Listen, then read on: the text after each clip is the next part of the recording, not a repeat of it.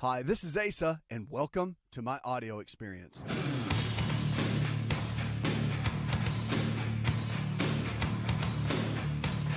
New prescription for a new you, America. What are you struggling with? Diabetes, heart disease, arthritis, fibromyalgia. The list goes on and on. It's amazing. But it's all about choices, lifestyle choices. And the amazing thing about it is if you can lifestyle your way into getting sick, you can lifestyle your way out and truly get well. And that's what we want to empower you to do here on this show. We're going to go now to Doug. Hi, Doug. Thank you. Well, a lot of times it's encouraging to hear other people's successes or reports of things that have done, improved their health, I guess. And my mother had half her pancreas taken out 20 years ago in May, and the other half been almost 9 years now. Wow. And most people, even in the medical community, will tell you that that's not possible. And she's done it with nutrition. When she found out she had a pancreas problem, she started doing research to see what that meant, and it was not a pretty picture. And she chose to go homeopathy or use nutrition, and they told her, well, that hadn't been proven. And she said, well, if I'm going to die anyway, what difference does it make? Right. So she's made 20 years without a pancreas to prove that nutrition is something that's worth considering at least. Wow, Doug, that really is amazing. So she's gone 20 years. They've completely removed her pancreas? Well, half of it 20 years ago, and the other half almost 9 now. This fall will be 9 years. What did they tell her when they removed the second half of it? Yeah. What did they tell her? Well, like I said, 20 years ago, they told her that nutrition has not been proven, that she needed to take the drugs they were recommending. And she said, no, I don't want to take your drug. I want to do anything I can to maintain my health with nutrition. And they said, well, that just hasn't been proven. And she said, well, fine. If I die, I die. But, they didn't offer any hope for her with their protocol. And so she was able to live 11 and a half years with half a pancreas. And what they found out is if you survive what they call the Whipple procedure, sure, more than a couple of years, there's a good chance what's left of your pancreas will develop another tumor. And she went 11 and a half years, and it did develop another tumor, and they had to take the rest of it out in a Whipple redo. But I just encourage anybody to, it's really frustrating. You want to share with people and say, consider nutrition. Well, my doctor says this, or my doctor says, well, okay, but, they aren't trained in everything. That's right.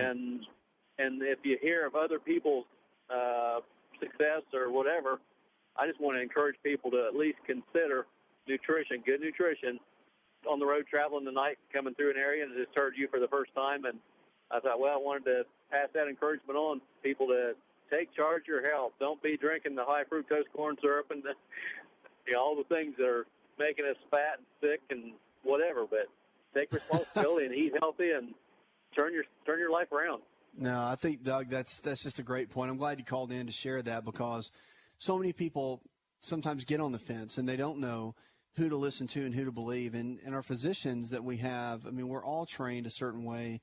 You do have to do a lot of extra training in natural-based care and making better food choices, better lifestyle choices all the way around. And it's just not taught in medical school. And I know I didn't learn it. And so the reality is there's a lot of extra training that has to happen. And then once you get into your specialty, you get so focused in that area, and there's so many hours in the day, and then you get a family.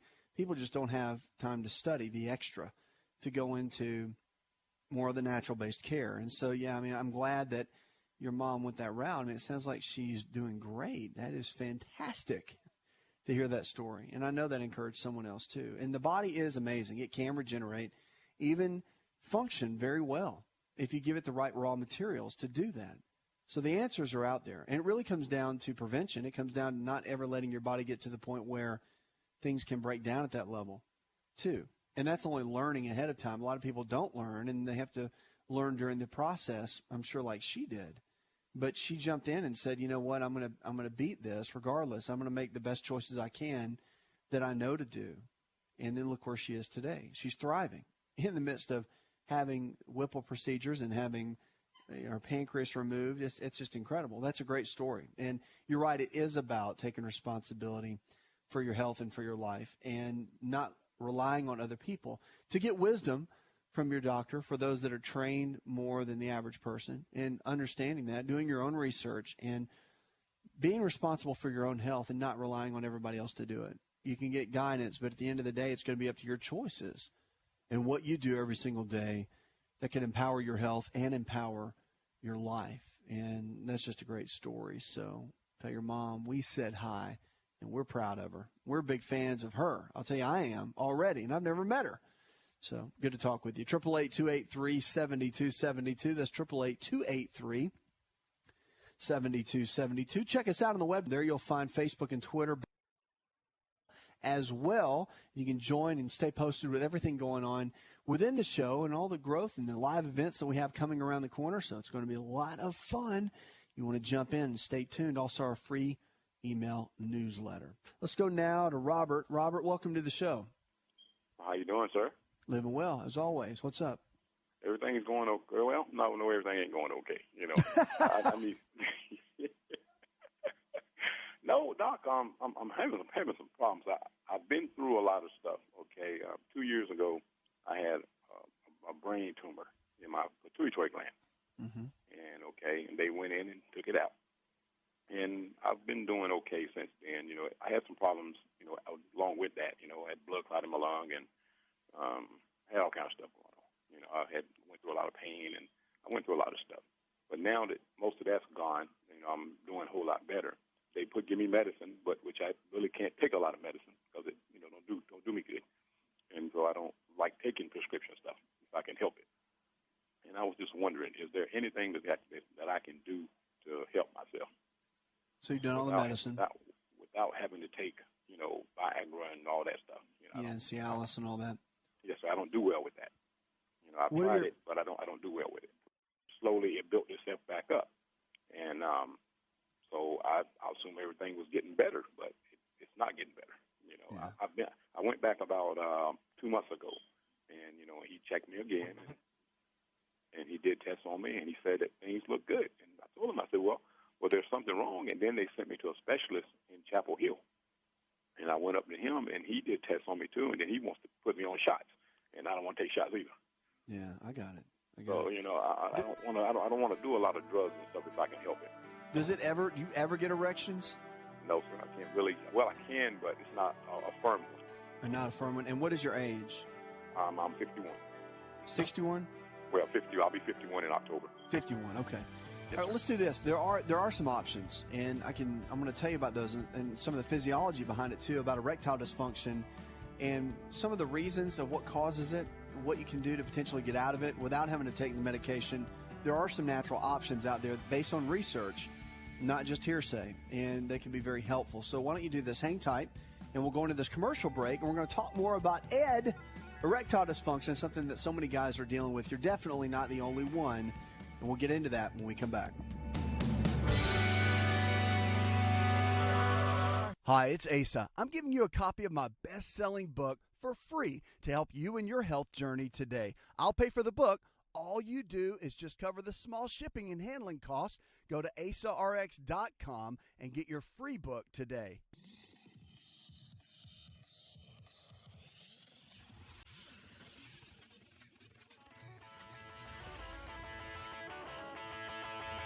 To find out more, connect with On Call Radio online at InTuneNetwork.com. Lines are open, 888-283-7272. Check us out on the web. Going to the break, talking with Robert.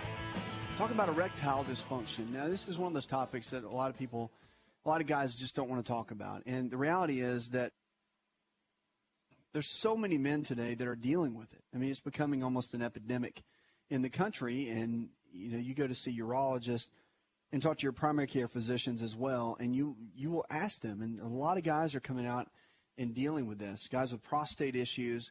Matter of fact, one of the leading complications of prostate surgery is impotence. And when guys start getting enlarged prostates, called benign prostatic hypertrophy or BPH, when guys start getting that, it becomes a real downhill slope for erections. So here's the deal. Cialis and Viagra and those medications, they're called phosphodiesterase inhibitors. And the phosphodiesterase inhibitors can work very well, but there's some side effects to them that can be not so pleasant and can become a challenge. And really, I know, Robert, for you, you don't want to be relying on a pill the rest of your life to make things happen. Am I right? That's true. You know, and it just gets to a point where, you know, there's got to be a way. You're thinking, well, it used to work, and now I'm 51, and it's not working, so what's the deal? Yeah. Yeah, and, you know, if you were 81, I guess we always want it to work, but there's a difference between being 51 and 81. Yes. So are you married? No. Okay. When did it, let me ask you this, when did it go from working to not? Was it all of a sudden, or was it gradual? It was gradual, but it was like maybe 3.5, 4 years ago. Were you married then? Yes. What happened? I don't know. It just Did the divorce? No. Did she pass away? Did you get a divorce? What? Somebody cheat on each other? What happened? divorce. Anybody cheat? No. Just couldn't make it work? Yeah. Who said they couldn't make it work and walked away, you or her? Me.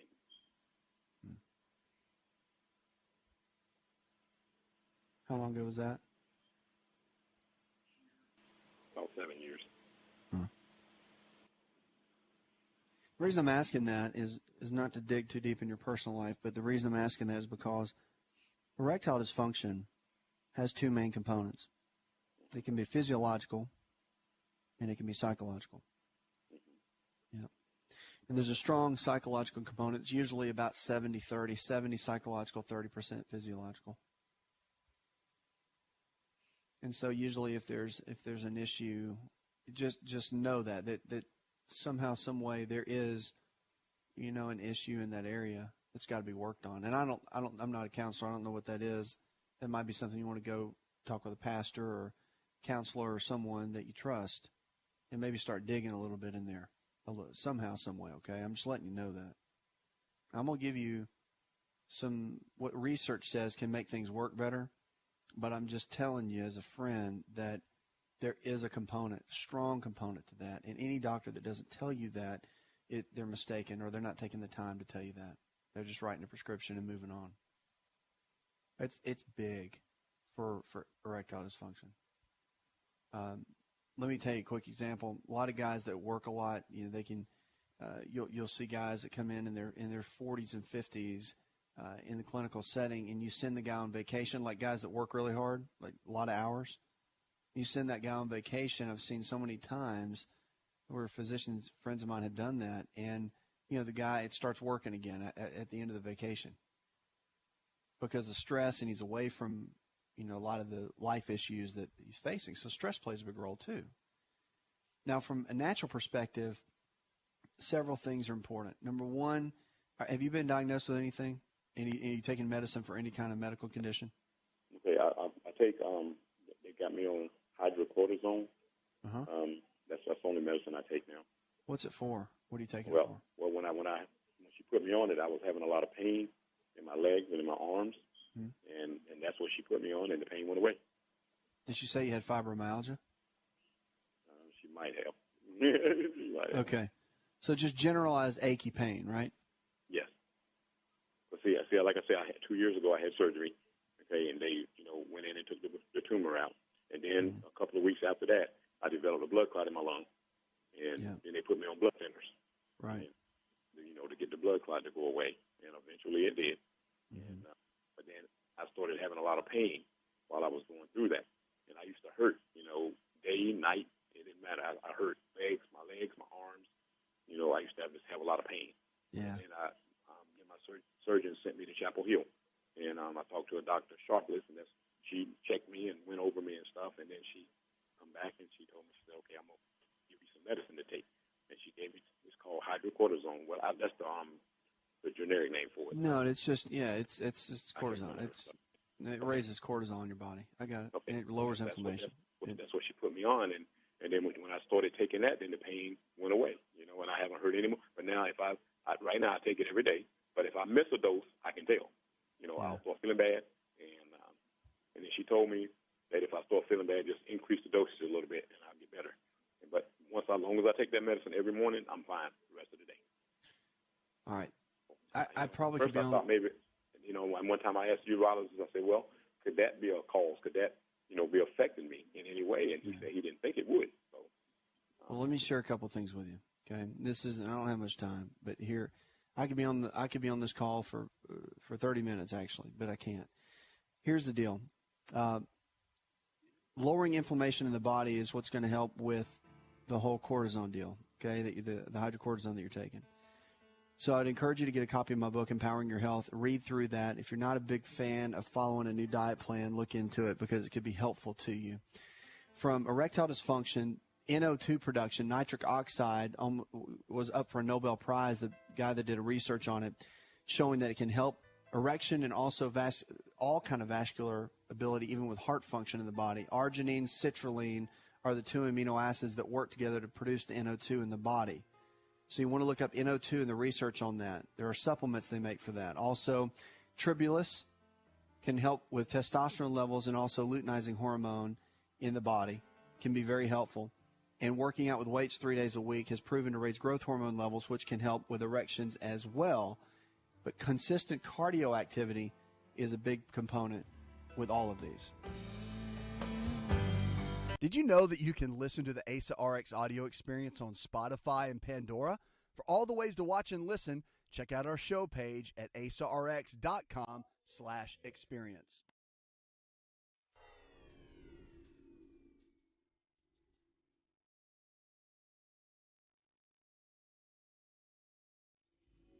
To find out more, visit the show online, InShapeNetwork.com. Lines are open, 888-283-7272. That's 888-283-7272. Check us out on the web. Heart disease and prevention, they're saying, saves lives and money. Well, I'm a big fan of prevention all the way around with medicine and healthcare, and I think we need to do more of that. But obviously they're saying now with the American Heart Association, they're coming out saying the researchers now, with the direct and indirect cost of heart disease topping $450 billion, that's with a B, $450 billion.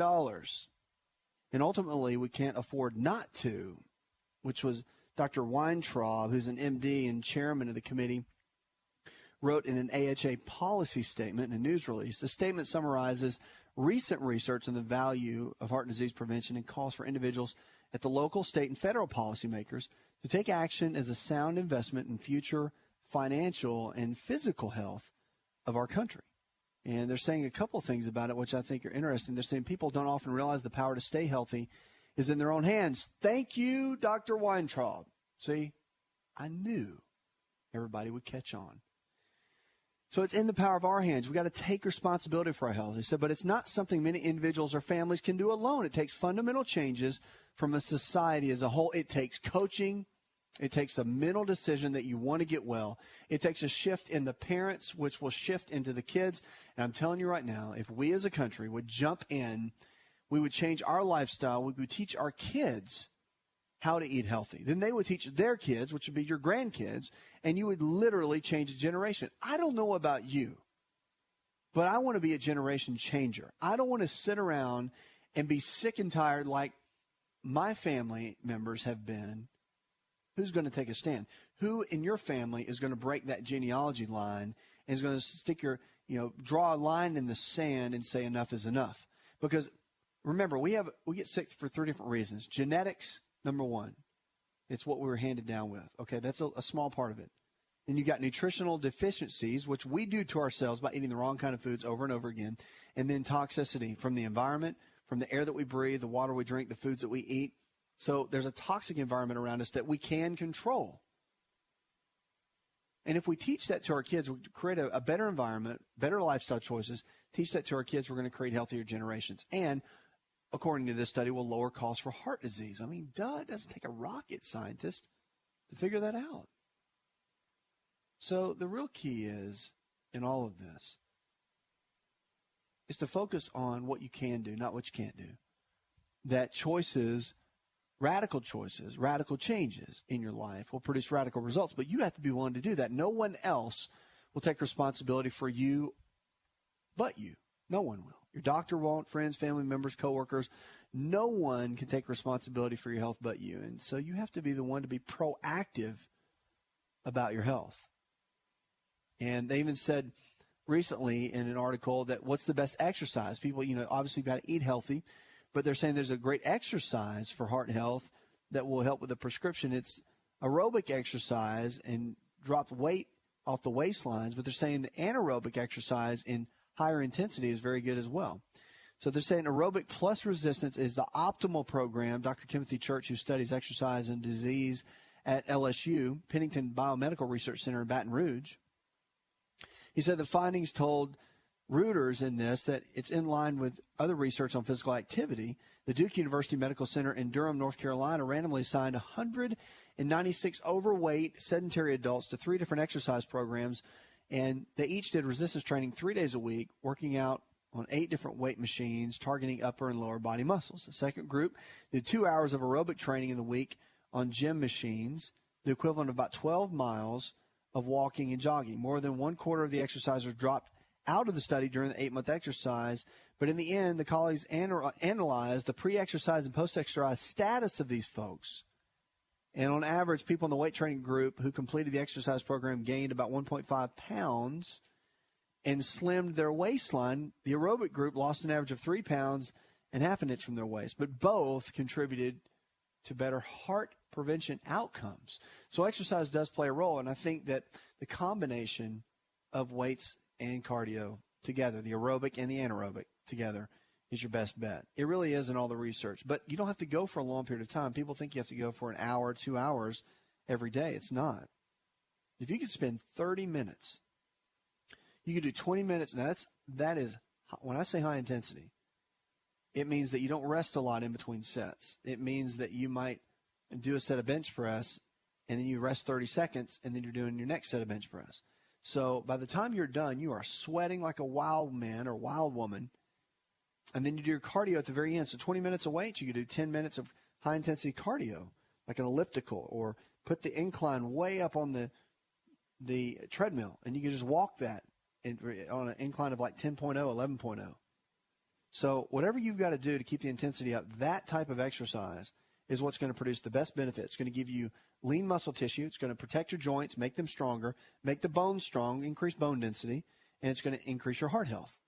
So it's a win-win. And if you do that, even just minimum 3 days a week of that versus no days a week of that is going to make a huge difference in your overall health. So think about that. Powerful. 888-283-7272. That's 888-283-7272. Let's go to Bill now. Hi, Bill. Hi, how you doing? Living well. What's up, partner?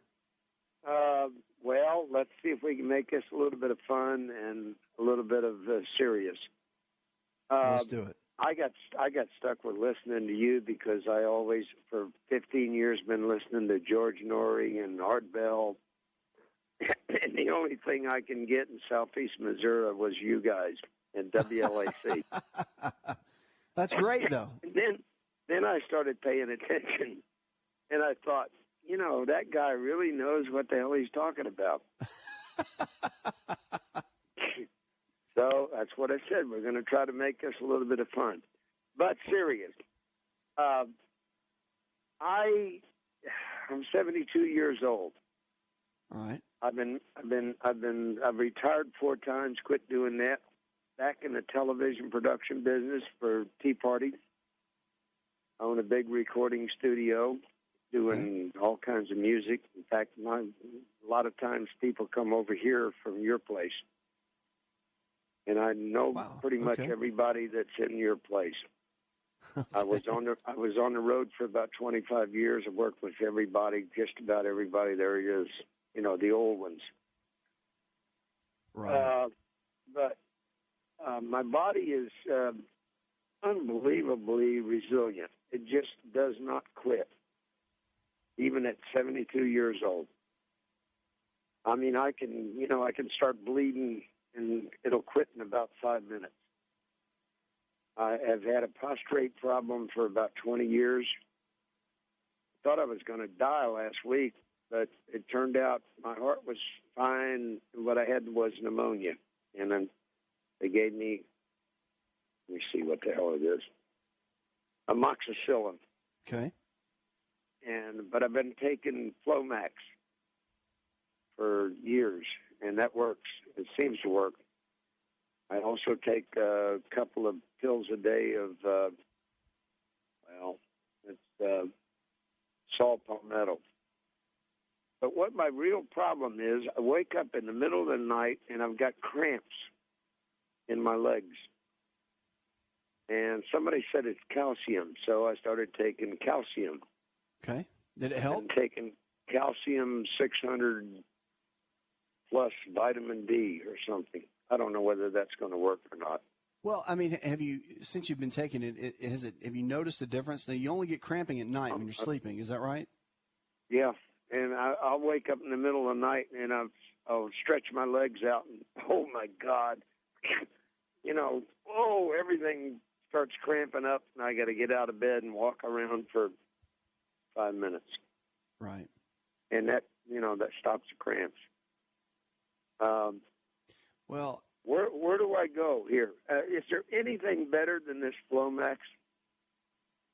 Because my doctor seems to think, I should stay away from all these prostate things that are advertised on the radio. No, I disagree with that. I mean, here's the deal. Let's talk about the cramping. All right, the cramping is a mineral. It might be calcium, but it could be magnesium and it could be potassium. So the reality is you don't really know what minerals, because a lot of times the minerals won't show up on a blood test as far as you being really low.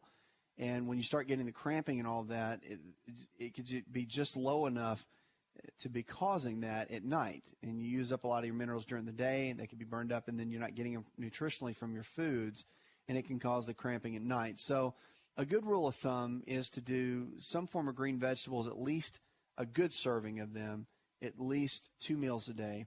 And then if you want to do some kind of supplement with that, 2 things. First, you got to look at vitamin D, because vitamin D is kind of like the coordinator of all the minerals in the body. If vitamin D is low, really the minerals aren't going to be able to be as utilized as they normally would be. So vitamin D, get a blood test, and the numbers on your vitamin D test should be between 70 and 90 on that blood test. If not, then you'll probably want to talk to your physician about supplementing with vitamin D, and he'll give you the catch up with all the different, the different minerals, from potassium, calcium, magnesium, and it'll have all the trace minerals in there like iodine and chromium and a lot of the other little elements and minerals that are in there. So that can be helpful. And you can take those, the bottles will tell you when to take it and all that, and you can talk to your health food store people about all that. But do some research on brands and all that kind of thing and see what works best for you. I'm sure you'll find what you need to. But, yeah, I mean, that's usually the key, and vitamin D is kind of the regulator. Now, when it comes to the prostate itself, I disagree with your physician only because there's a lot of nutrition is the key for any organ system. So unless you're building it up nutritionally, you're not helping the situation. And there's some really good products out there. First, an avocado a day is really good, been proven for prostate health. It contains beta-sitosterol, which is really good. Pumpkin seed oil has been some good research. Zinc as a mineral, and also saw palmetto. They all have really good research. So I would continue looking into that. I wouldn't throw that out with the bathwater yet. Hi, it's Asa. I'm giving you a copy of my best-selling book for free to help you in your health journey today. I'll pay for the book. All you do is just cover the small shipping and handling costs. Go to asarx.com and get your free book today.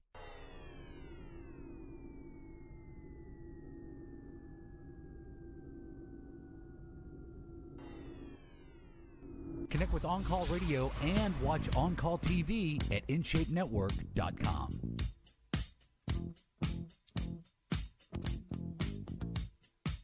Lines are open, 888-283-7272. That's 888-283-7272. Check us out on the web. Scripture for the day, Ecclesiastes chapter 5, verse 19. It says, when God gives any man wealth and possessions and enables him to enjoy them, to accept his lot and be happy in his work, this is a gift from God. So powerful and so true.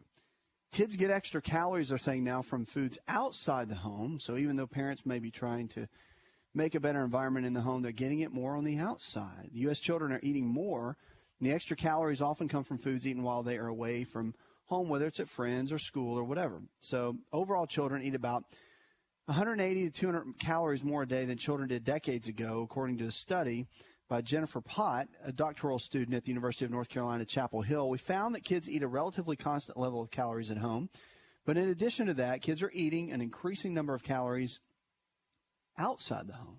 Fast food, including food taken home to eat, store-bought prepared foods, are also fueling the rise in calories, she says. And the findings may help parents raise their children and reduce excess calories. The childhood obesity epidemic, now it's tripled in the last 30 years, according to the CDC, is something that we all need to be concerned about. And I think that as parents, having some kind of oversight of what your kids are doing, even outside the home, or laying principles in them and teaching them how, even though the food may be available, doesn't mean they need to eat it, and what it can do to them long term, especially in obesity. And I think one of the biggest challenges that we're finding today with the obesity issue with our kids is that parents are obese. So it's kind of hard if you're a fat parent to tell your kid, hey, don't do this because you'll get fat, because you're kind of leading by example when you're about 100 pounds overweight and you're, obviously you're trying to teach your kid not to. It's not going to work. Kids don't do what we say, they do what we do. So you might want to think about that a little bit. I think that's one of the biggest challenges we're facing in America right now. It's challenging, but it can change. But again, nothing changes until we change. And when we change, that's when everything changes, and life can go to another level for the better. 888-283-7272. Don't forget Facebook and Twitter. If you're not involved, we'd love to invite you. You can like us. You can follow us, whatever you want to do. You can go to Facebook and Twitter, both. Let's go to Phyllis now. Hi, Phyllis. I'm an entrepreneur who is undergoing severe overwhelm right now because I wear several different hats. And as you know, entrepreneurs don't work an 8-hour day. We work 10, 12, sometimes 18 hours a day. I am normally very healthy. I'm a little bit older, but I have known for many, many years that, what you put into your body dictates your lifestyle. And I've always done my best to lead a very healthy lifestyle. I exercise regularly. I practice yoga. I do not eat processed foods. I do the whole 9 yards health-wise. But I am experiencing some overwhelm right now. Normally, exercise, yoga, kava, and St. John's wort are perfect antidotes to overwhelm, in addition to socialization and just talking with friends. But for some reason, the overwhelm is just really beginning to get the best of me. Well, if you feel overwhelmed, first things first, you've got a lot going on, right? And life just can throw curveballs at you. And sometimes life just is life, and it can be a struggle, and it can be a challenge. But at the end of the day, you've got to look at brain chemistry. You've got to look at stress management. You have to look at what are you doing to make a change. And even though life is throwing you some issues that you're having a hard time dealing with, that I would look at brain chemistry first. And a couple things. Acetylcholine is one of the main brain chemicals, but also GABA. And GABA is gamma-aminobutyric acid. And it's one of the neurotransmitters that really, when we change and we can build those neurotransmitters up, then our body can begin to chill out and handle stress in life a little bit better. And so understanding that is always a key. So let me share some nutritional items that could be very helpful that you might want to look up, all right, and do some research on. But for acetylcholine, there's certain foods that you can include in your diet that they've shown that can help the brain chemistry of acetylcholine. That's eggs, beef, nuts, cheese, and yogurt. Those foods have been shown to help with acetylcholine levels. And then also, there's certain supplements that can help too. Now, vitamin B5 is always a gold standard for brain chemistry, as well as B6. But for acetylcholine, phosphatidylcholine, which is called lecithin, and it's actually found in egg yolks. That's why the eggs were so beneficial in the foods that they listed that can help with acetylcholine levels. Now, GABA is another one, and that's the big one for anxiety. So when GABA levels are low, anxiety is high. That's why we give drugs docs give drugs in medicine called benzodiazepines and the benzos. And you give something like a Xanax, And what it does is somebody has a lot of anxiety. Well, it raises the GABA levels. So it raises GABA and causes a person to chill out. So it's interesting how that whole deal works. And it's pretty powerful, too, at the same time. So in the middle of that, I would encourage you, obviously you're managing your lifestyle choices, eat healthy, exercise, you do what you do. But it comes down to brain chemistry. It's kind of like weight loss. Weight loss at the end of the day, when you get down to those last 15 to 20 pounds, it really comes down to the hormones. And balancing hormones is a real big key, whether it's thyroid, estrogen, progesterone, whatever. So for stress and stress management, usually it comes from brain chemistry. GABA, acetylcholine are the two you're probably looking at. So you might want to do some research on those, and that probably will be helpful. Puts another hour in the chart, so I'd like to thank our producer, John Garrison, Leslie Pardue, and the rest of the team. Go tell one person something you learned on this show, and together we can change the health of our friends, our families, and our communities. Diagnosing hope one person at a time, whether you're absolutely thriving or challenged in a hospital bed. Remember, there's always hope to get your health back.